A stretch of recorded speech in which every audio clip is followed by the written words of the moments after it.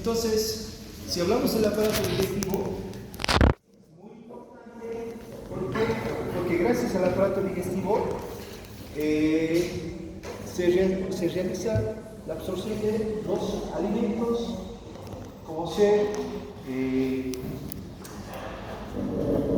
las bases nutritivas, hidratos de carbono, proteínas, lípidos, agua.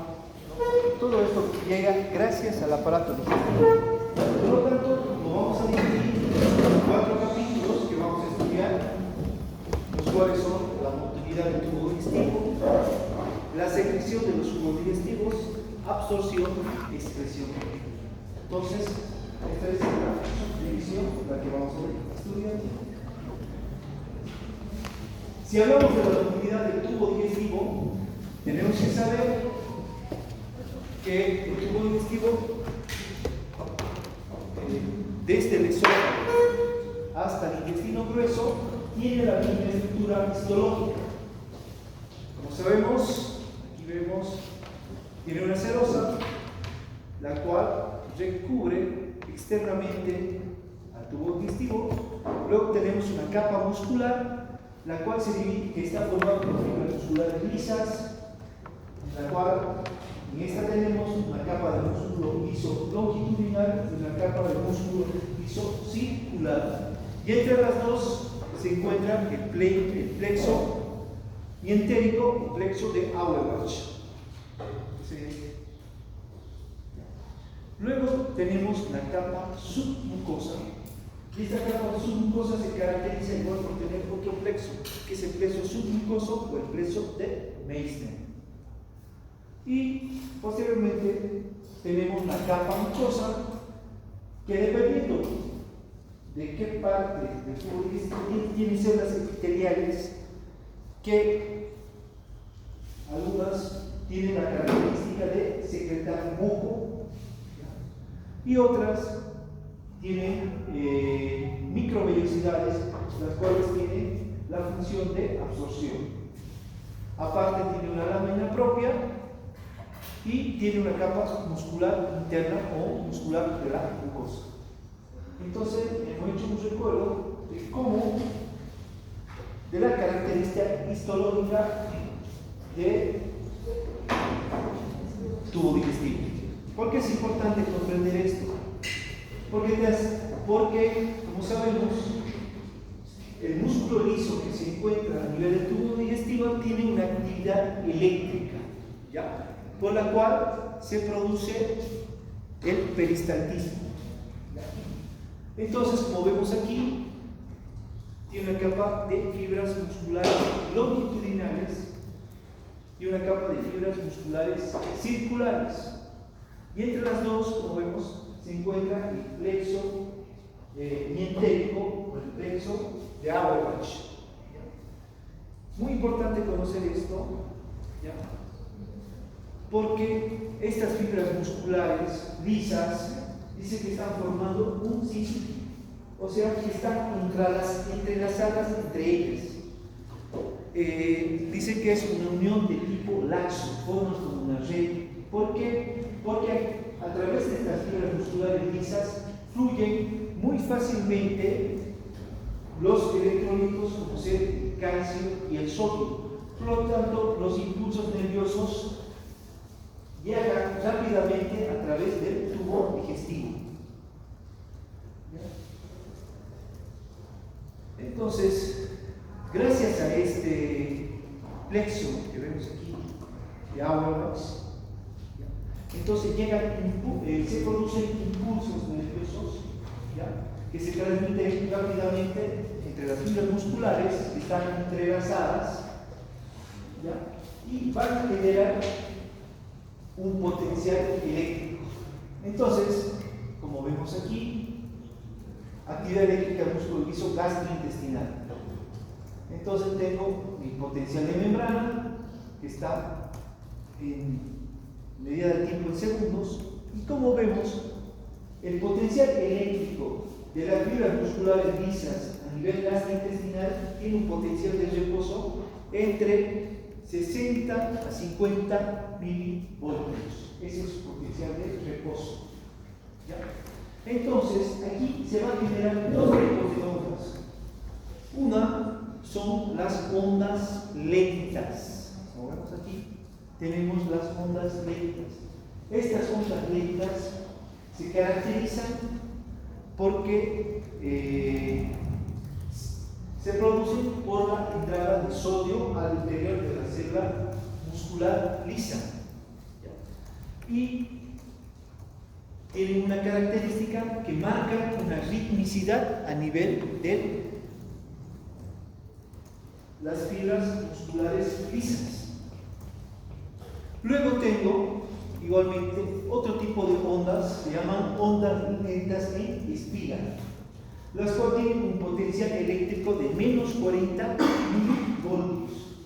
Y estas se generan por la entrada del calcio y el sodio al interior de la célula muscular lisa.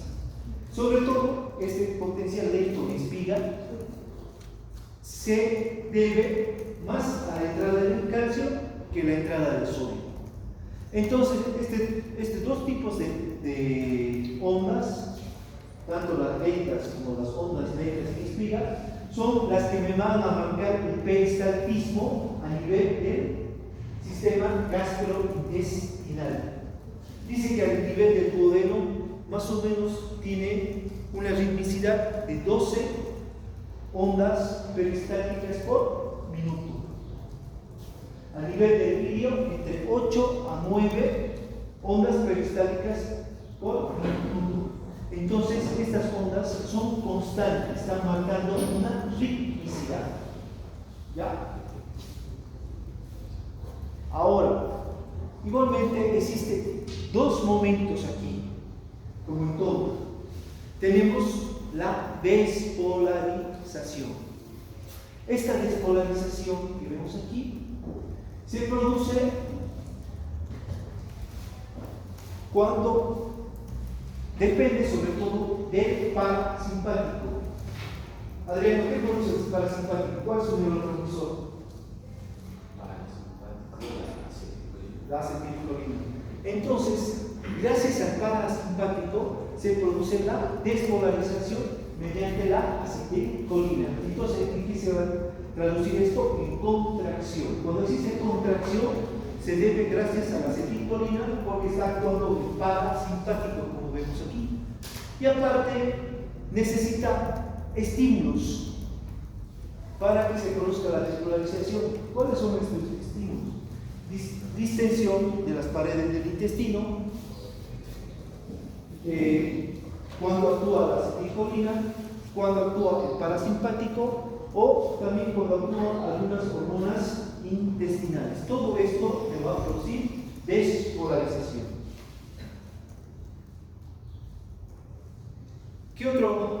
¿Qué más se produce aquí?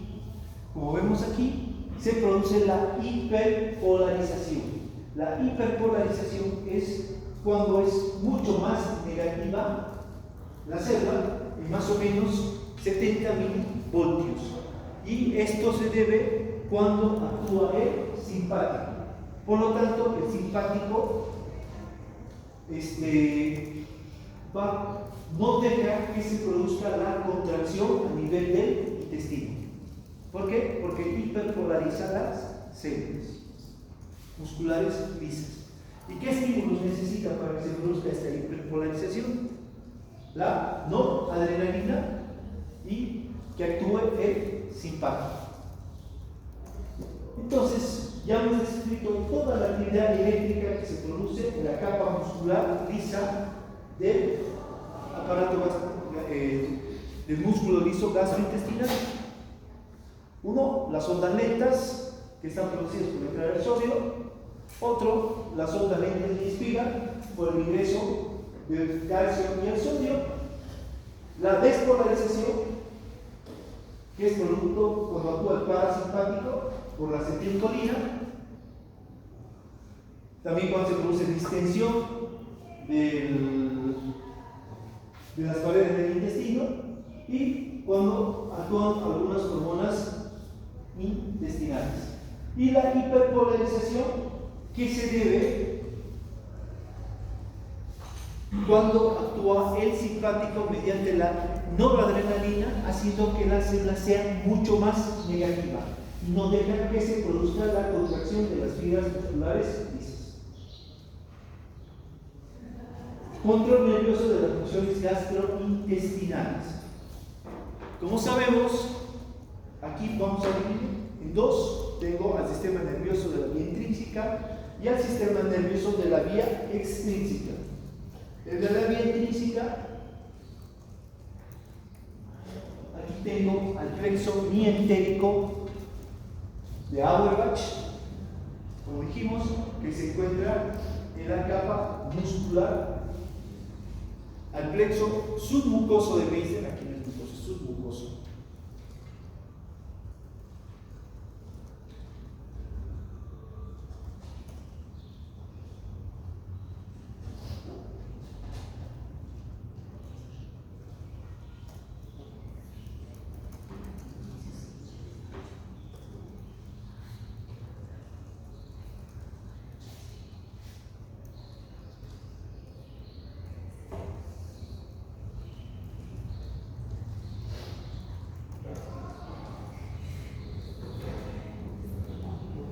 El cual se encuentra en la capa submucosa, y la vía nerviosa extrínseca, la cual está representada por el parasimpático y el simpático. Entonces, si hablo de la inervación intrínseca, tengo el plexo mientérico de Auerbach. Como sabemos, se encuentra a nivel de las fibras musculares lisas, las cuales, como sabemos, son las encargadas de producir el peristaltismo a nivel del intestino, ¿ya? Y las cuales, para que tengan esta contracción, que es la peristalsis, ¿de qué va a depender? ¿Del parasimpático o del simpático? Parasimpático. Entonces, el parasimpático es el encargado, mediante la acetilcolina, de producir las contracciones de las fibras musculares lisas gracias a este plexo de Auerbach. ¿Ya? Igualmente, esta red neuronal, que es el plexo de Auerbach, tiene fibras nerviosas inhibitorias. ¿Dónde van a encontrar estas fibras nerviosas inhibitorias? Se encuentra a nivel de los esfínteres, como ser el esfínter, los esfínteres esofágicos, el píloro, el cardias, la válvula iliocecal, el esfínter anal externo, el esfínter anal interno. Entonces, igual, estas fibras inhibitorias, ¿qué van a producir? Van a producir relajación de estos esfínteres. Entonces, este plexo de Auerbach va a tener dos funciones. Una, producir la contracción de las fibras musculares lisas, y otra, la relajación de los esfínteres. Es por eso que la enfermedad de Chagas, ¿por qué produce la enfermedad de Chagas? Produce la destrucción del plexo de Auerbach. Es por eso que en las paredes del intestino se va a producir una dilatación, ¿ya? Porque no hay actividad eléctrica que produzca contracción, peristalsis a nivel del intestino. ¿Y qué producirá a nivel de los esfínteres? Si produce destrucción del plexo de Auerbach, produce una contracción. No se va a producir la relajación de los esfínteres, sobre todo a nivel de los esfínteres esofágicos, ¿ya? Es por eso que las personas que enferman de Chagas se produce un mega esófago. Primero, porque se cierra el esfínter esofágico, no existe el pase de los alimentos, el esófago se dilata. Igualmente, se puede producir a nivel del colon, se produce un megacolon, ¿ya? Donde sus paredes son flácidas. ¿Ya? Es por eso que cuando los cirujanos operan de un colon gástrico y lo mandan a anatomía patológica, ¿qué hace el médico patólogo? Lo primero que va a revisar es el plexo de Auerbach, si realmente ha sido destruido por esta enfermedad.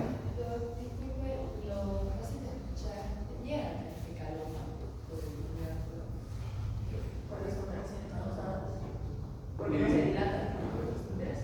Claro, se puede producir un fecaloma porque no hay contracciones, no hay peristalsis, la materia fecal se comienza a acumular a nivel del intestino grueso.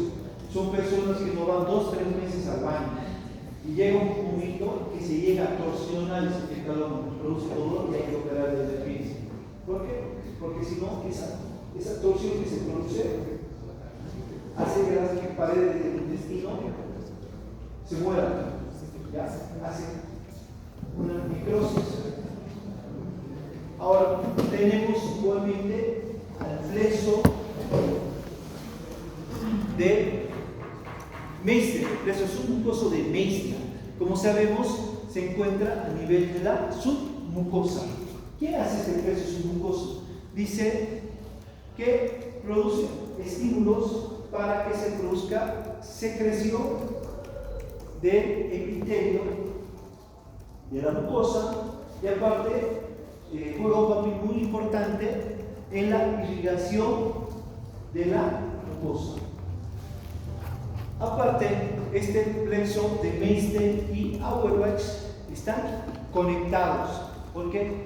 Porque cuando llegan alimentos irritantes a nivel del intestino, el epitelio de la mucosa estimula al plexo de Meissner y este estímulo del plexo de Meissner pasa al plexo de Auerbach y por el parasimpático se produce secreción de acetilcolina.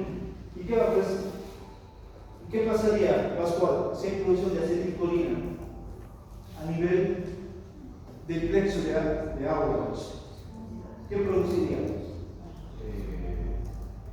Secreciones, estímulos para producción de. No, estoy aquí. En el Auerbach está en la muscular, no está en la submucosa. ¿Qué procede? Entonces producía contracciones de las fibras musculares. Se produciría una despolarización. Entonces, ¿qué produce esta despolarización? Aumento del peristaltismo. Por lo tanto, te produciría diarrea. ¿Para qué? Para eliminar esos alimentos nocivos, irritantes que uno ha ingerido. Entonces ya sabemos qué pasa cuando se produce una intoxicación alimentaria. ¿Por qué se está produciendo diarrea? Primeramente, se estimula el epitelio de la mucosa. Este epitelio estimula al plexo de Meissner, el plexo de Meissner estimula al plexo de Auerbach y este plexo de Auerbach va a producir acetilcolina para aumentar las contracciones, despolarización. Por lo tanto, se va a producir diarrea. ¿Para qué? Para eliminar estas sustancias irritantes nocivas. Igualmente,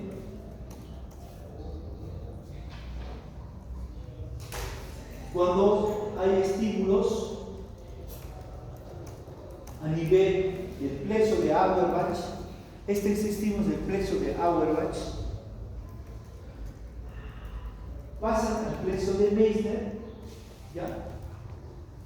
Y va a provocar un dolor de tipo cólico. Es por eso que cuando hay alimentos que producen daño, el estímulo del plexo de Auerbach al plexo de Meissner hace que se produzca un estímulo doloroso de tipo cólico. Es por eso que se producen los cólicos abdominales.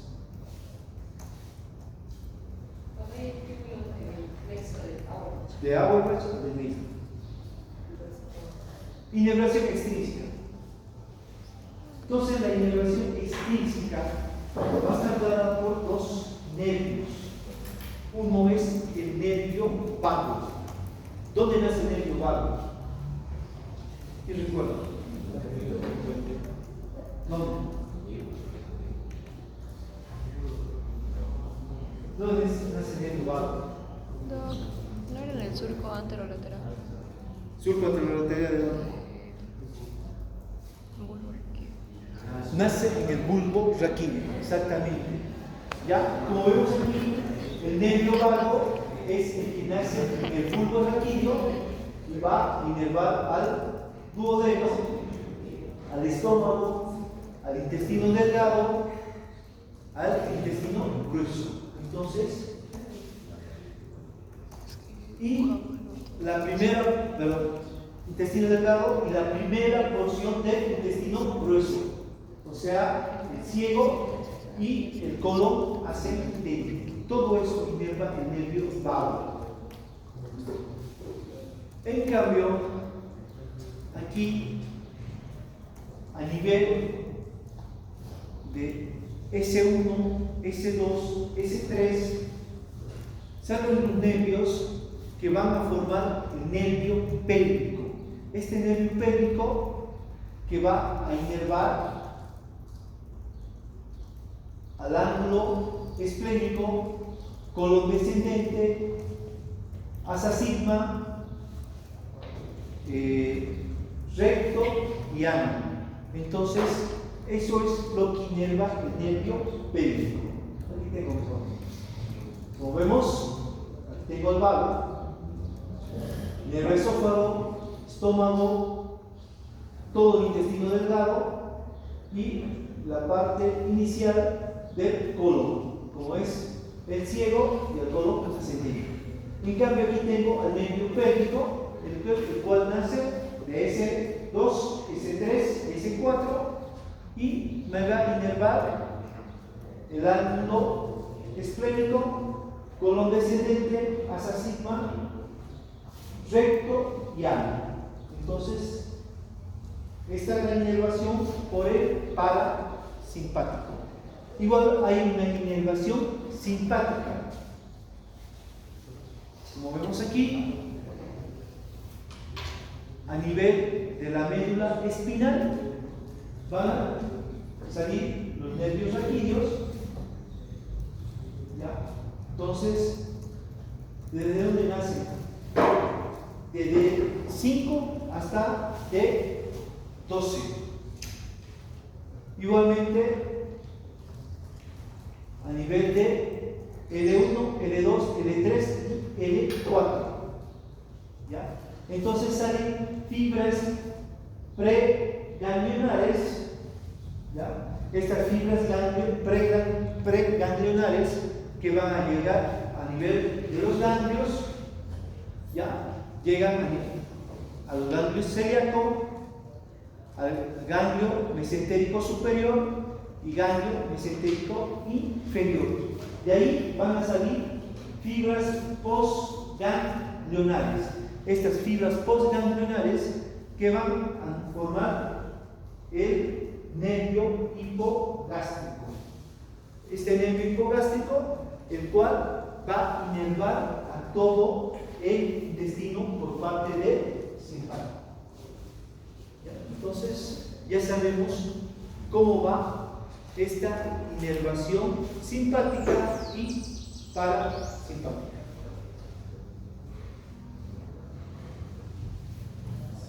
Igualmente, hay hormonas que van a regular la motilidad gástrica.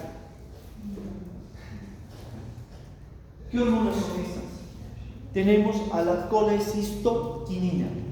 Esta colecistoquinina que se produce por las células epiteliales del intestino delgado, sobre todo a nivel de la primera porción del intestino delgado, cuando son estimuladas por las grasas. Entonces esta colicistoquinina pasa al torrente sanguíneo, al plasma, y llega hasta la vesícula biliar y produce el vaciamiento de la vesícula biliar. Y esta colicistoquinina me va a disminuir la motilidad gástrica. Igualmente tengo la secretina. Esta secretina igualmente que se produce por estimulación de las células de la pared del intestino delgado, sobre todo por hidratos de carbono, lípidos, proteínas. Igualmente esta va a pasar al plasma y llega hasta el páncreas. Igualmente va a producir la secreción del páncreas exócrino, el cual va a vaciar las enzimas digestivas, las cuales también provocan disminución de la motilidad gástrica. Igual tengo al péptido inhibidor gástrico, que es producido por las células S del duodeno. Igualmente, cuando es estimulado por el pH ácido, entonces, ¿y qué hace este péptido inhibidor gástrico? Igualmente me disminuye la motilidad gástrica. Por lo tanto, disminuye el vaciamiento del estómago al intestino delgado. Y por último, igualmente tengo la gastrina.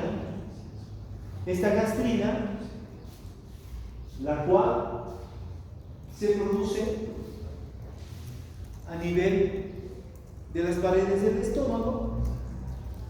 Esta gastrina produce aumento de la motilidad gástrica. Ahora, hablando de la irrigación del tubo digestivo. Como sabemos, tiene dos tipos de irrigaciones. Tiene una irrigación esplácnica, como vemos aquí, las cuales se encargan de irrigar el intestino delgado y grueso, el hígado, el vaso, el páncreas. ¿Ya? Entonces, esto cuando hablo de irrigación esplácnica. Igualmente tengo la irrigación que se produce por la arteria mesentérica superior, arteria mesentérica inferior y sus colaterales.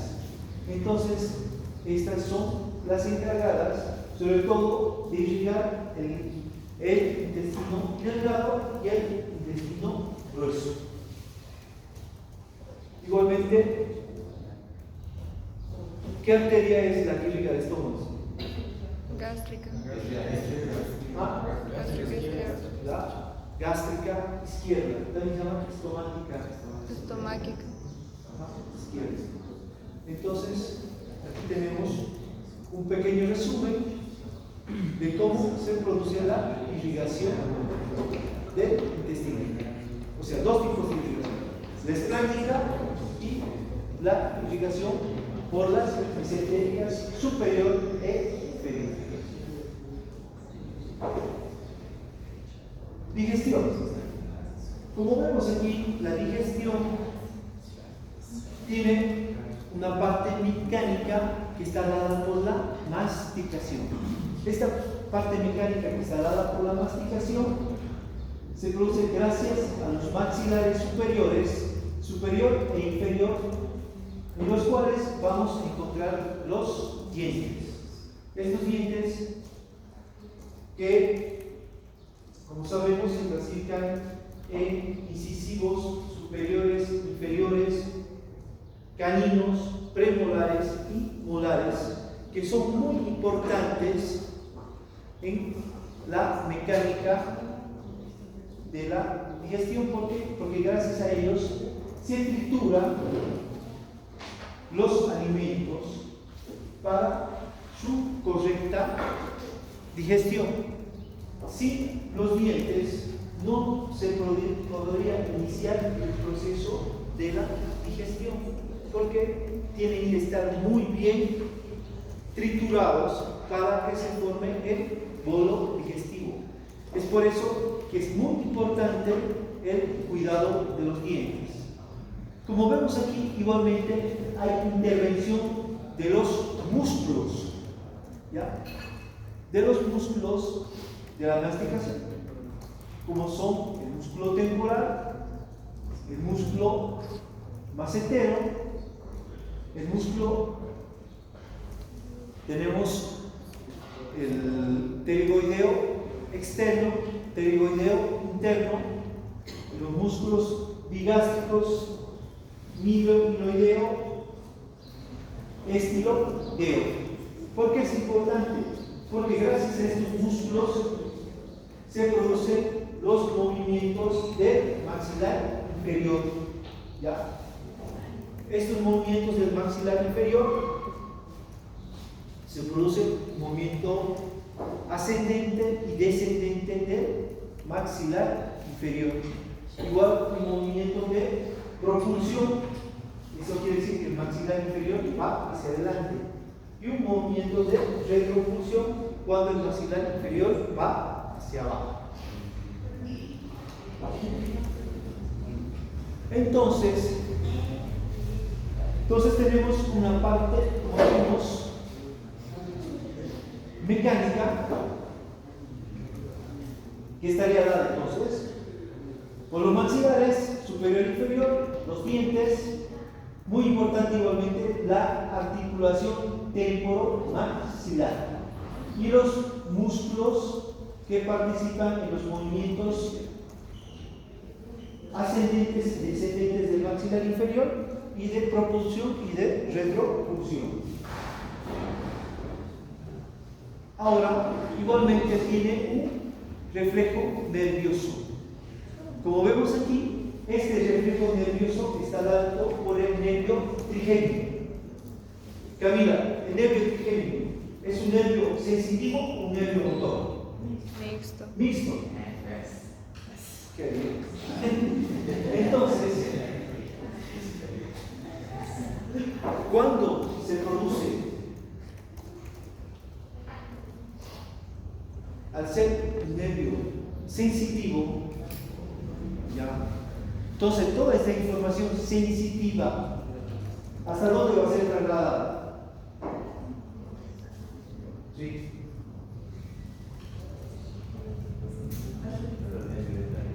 ¿Perdón? ¿Dónde está el núcleo? ¿Por qué es importante esto?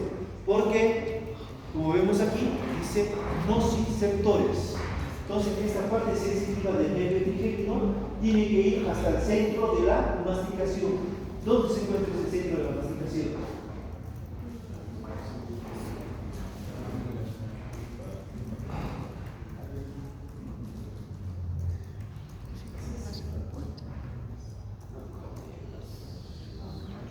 Se encuentra a nivel igualmente del bulbo traquíneo. Igual existe el centro de la masticación que se encuentra a nivel de la corteza motora. Entonces, como vemos aquí, tiene una parte sensitiva, ¿ya? Igualmente tiene una parte motora. Es por eso que es un nervio motor y mixto a la vez. Entonces, gracias a este nervio trigémino se da el reflejo de la masticación.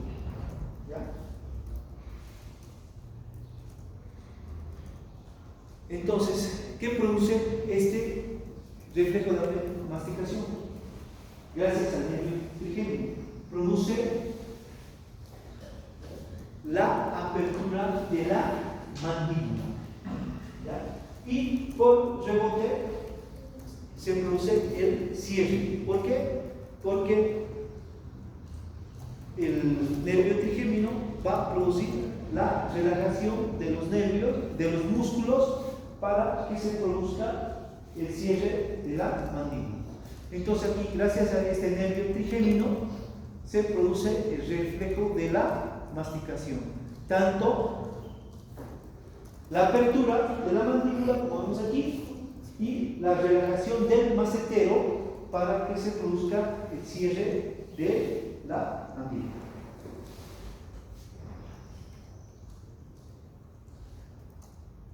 Ahora, en la deglución, este periodo de deglución, como vemos aquí, es un proceso, tiene 3 periodos. Tiene un periodo bucal, tiene un periodo faríngeo y un periodo esofágico. El periodo bucal corresponde a la fase voluntaria. ¿Qué quiere decir esto? Una vez que los alimentos han sido triturados por los dientes, ¿ya?, se va a formar un bolo, ¿ya?, y este bolo va a ir contra el paladar y es empujado hacia atrás, ¿ya? Entonces, toda esta fase es voluntaria.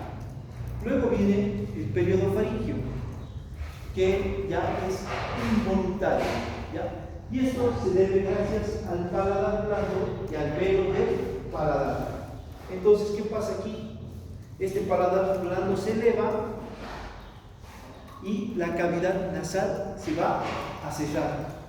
Igualmente, la epiglotis se tiene que cerrar y así cierra la tráquea. Entonces,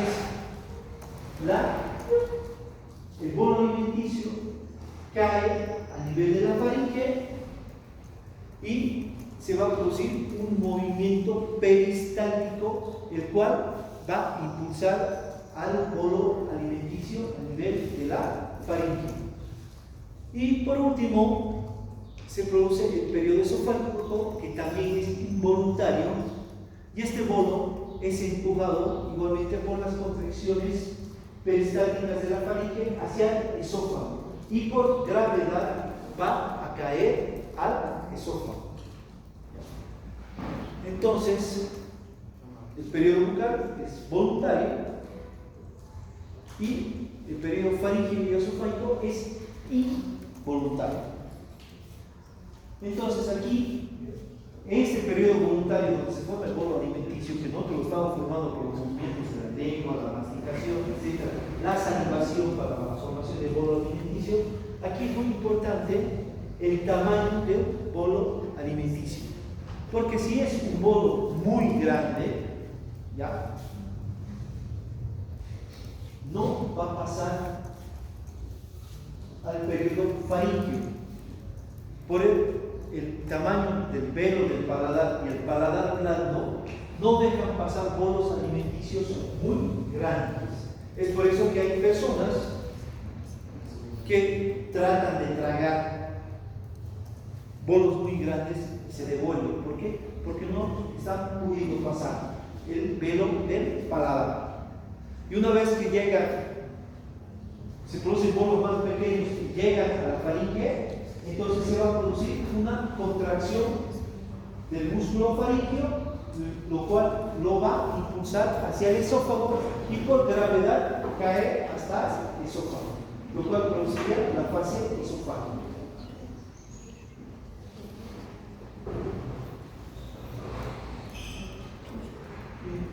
Ahora, inervación del esófago.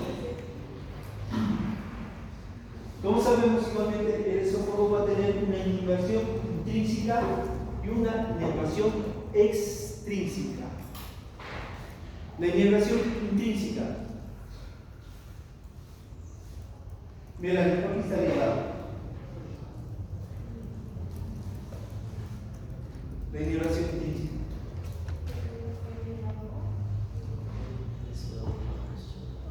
Intrínseca quiere decir a nivel de las paredes del intestino. No. Plexo celíaco. Por el plexo de Auerbach y el plexo de Meissner, por eso es intrínseca. Y la inervación extrínseca por el nervio vago.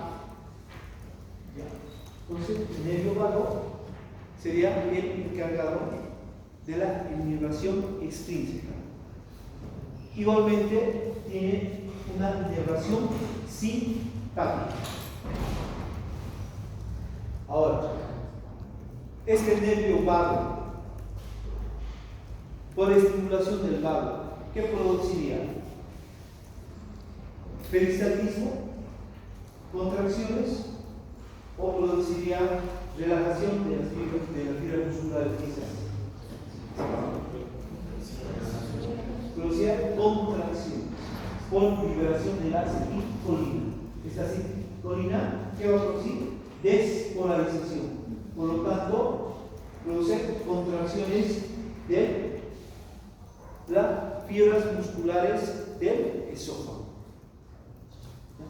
Entonces, ¿qué tenemos que saber aquí? Dicho todo esto, que existen personas vagotónicas y simpático-tónicas. Entonces, siempre tiene que haber un equilibrio entre el sistema parasimpático y simpático. Blanca. Si es una persona vagotónica, o sea que predomina el parasimpático, esta persona estará predispuesto a las diarreas o al estreñimiento.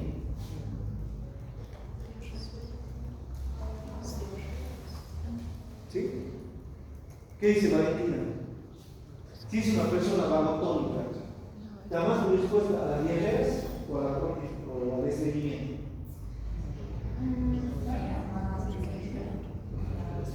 Doc, estreñimiento. Estreñimiento, ¿vos qué dices? Piensa. Es que ¿Ah? ¿Diarrea? Luciana.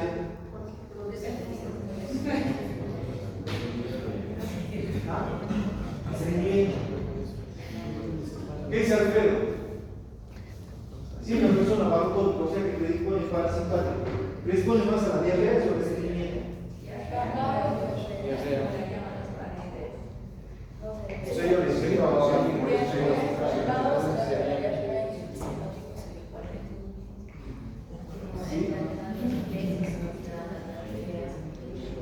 también está hablando ya. o sea, yo estoy hablando de esta clase, por eso. ¿Qué dice Liz? Hay personas que siempre tocan la diarrea. Se quedan de echar conmigo. ¿Es estimulación del parasimpático o estimulación del simpático? ¿Simpático? ¿Qué dice Ángel? ¿Todo? Los vagotónicos. ¿Por qué? ¿Por qué sería?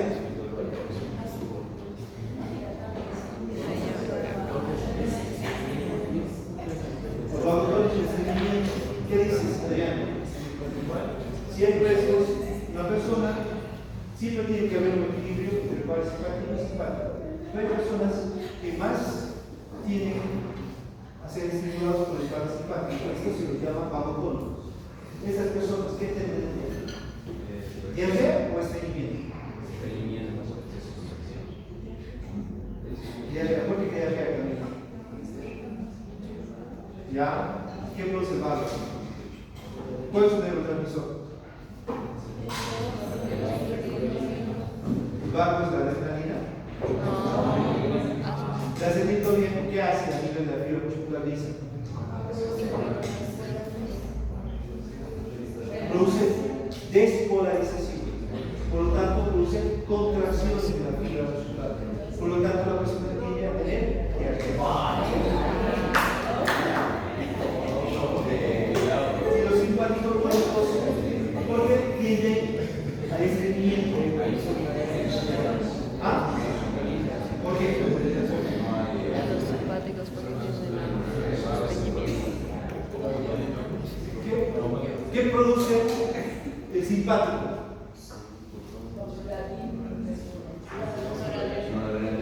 ¿Y qué produce la noradrenalina? ¿Por qué?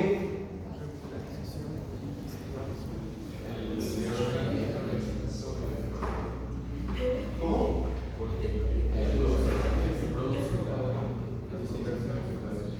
Ya. Pero, ¿qué produce el simpático? ¿Perdón?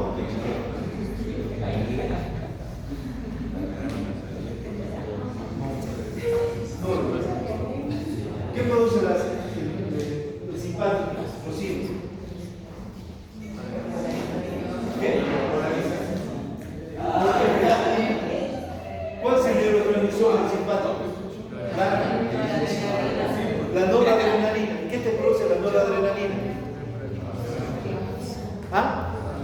¿Por qué? ¿Por qué produce relajación? Dilo. ¿Por qué? ¿Por qué? ¿No? ¿Qué?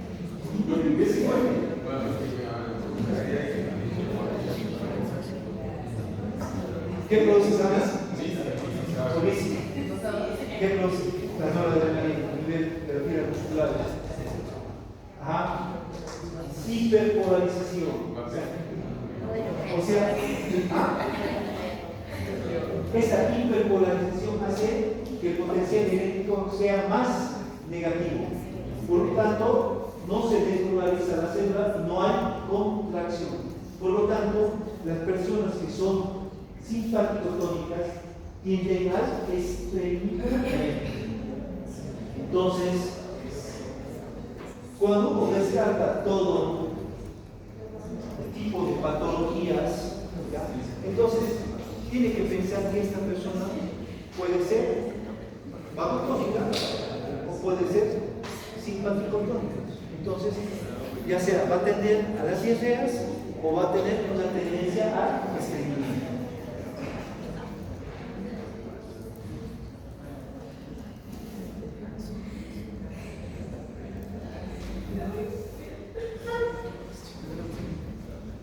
¿Qué debemos